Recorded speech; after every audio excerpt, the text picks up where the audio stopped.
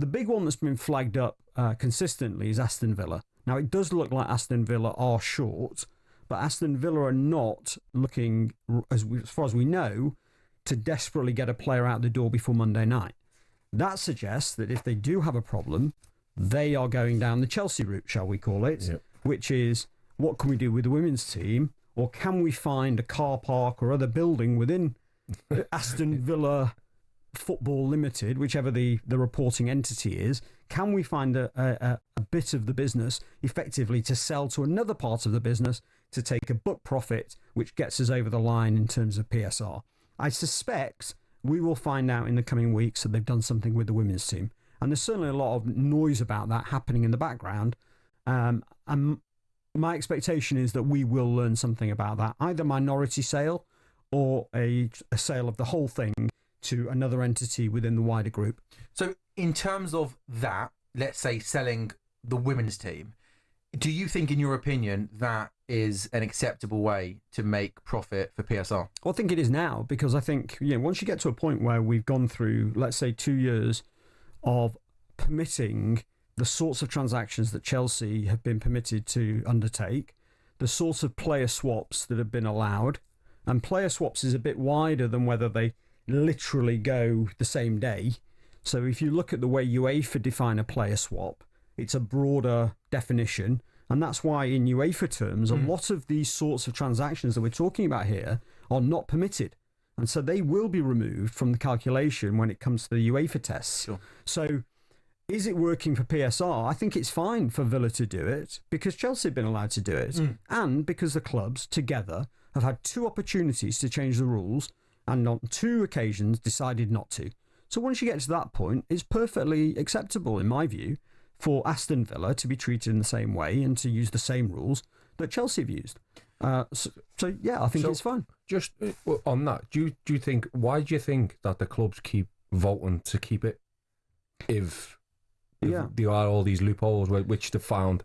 I think you can take it on face value the first time round. So the first time round, when it came up in June of 2024, before Chelsea had sold the women's team, but after Chelsea had sold the hotels, I think it's reasonable to say that the reason they rejected it at that point was because the way that the drafting of that rule, it was too wide. So it would have stopped too many different transactions that were legitimate. And so they said, well, no, you've come up with the wrong wording for that rule change, so we're not going to accept that. And it got voted down. I think when it's come back this season, because in the interim period, Chelsea have done the women's sale at £200 million, which is an enormous number in the context of PSR. It's effectively moved their limit for last season from 105 to 305. So no wonder they didn't fail for 25. For 23-24, because they had a huge... They're massively over. They had a huge capacity because they'd sold women's team for £200 million. So, of course, they didn't... And on top of the 70 million that they'd done the prior season. So, of course, they didn't fail. But once you get to that point, and once you've allowed one team to do it, you then go around the table and say, well, who wants to vote through this rule that stops anybody else doing it? They obviously all say, no thanks, because we might need to use it. Aston Villa fans might be listening to this, and they obviously missed out on Champions League football last season, which is obviously going to be massive in terms of income coming into the football club.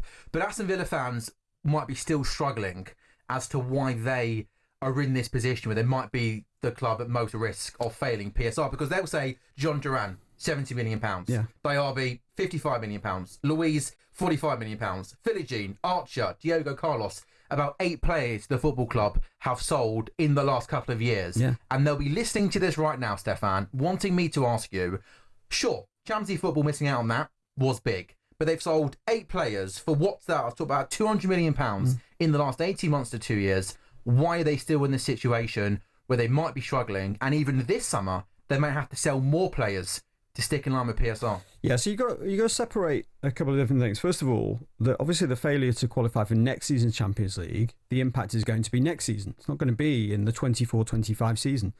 And the reality is that they gambled, really, in 24-25, and it was a legitimate gamble because they already had one of the lowest wage bills of the English clubs in the Champions League, well, the lowest, and therefore needed to invest in the squad.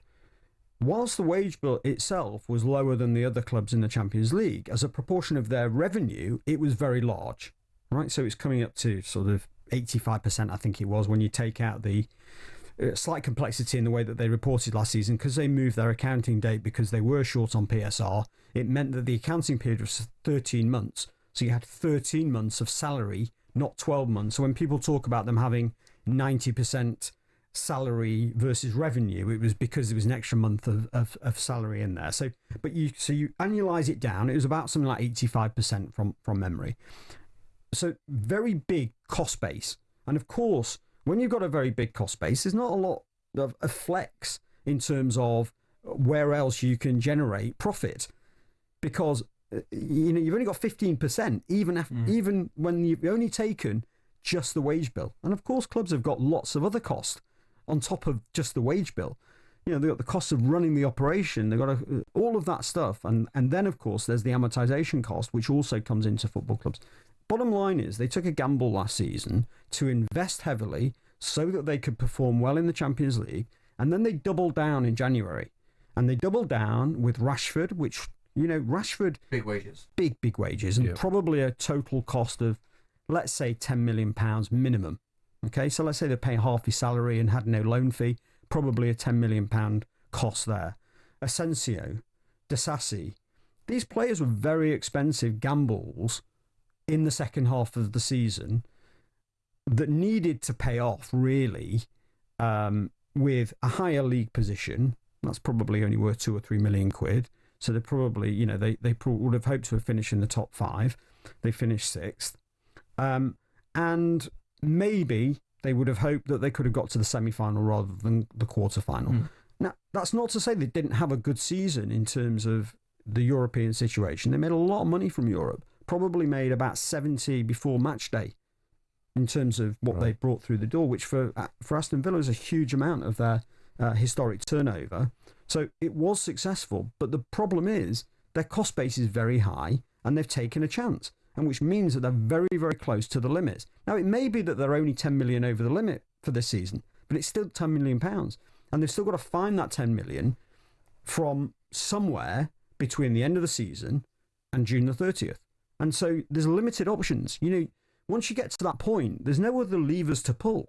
You could be, if you're Manchester United, you are in a preferable position compared to some teams in that you can say, well, we'll go off to Malaysia and Hong Kong and we'll charge them £8 million. Yeah. We'll play 2 games. The players will all complain, but we'll generate £8 million, which will help on the PSR. If you're Aston Villa, after you've gone through the season that they've just gone through, it's very unlikely to be able to go and do that kind of situation. So the number of options that a Villa has, really it comes down to, can we sell a footballer, preferably a player that's got no book value, so a young player, or can we sell an asset such as women's team or a hotel? But of course, very few clubs have got a hotel in central London. So it's that they're just a victim of the system as opposed to doing anything wrong. Aston Villa have done nothing wrong. They've been ambitious and it's worked. And lots of people will be listening to this right now, Stefan, saying PSR is penalising ambitious football clubs like Aston Villa and also maybe Newcastle as well to try and get to that next level and really compete for the big trophies.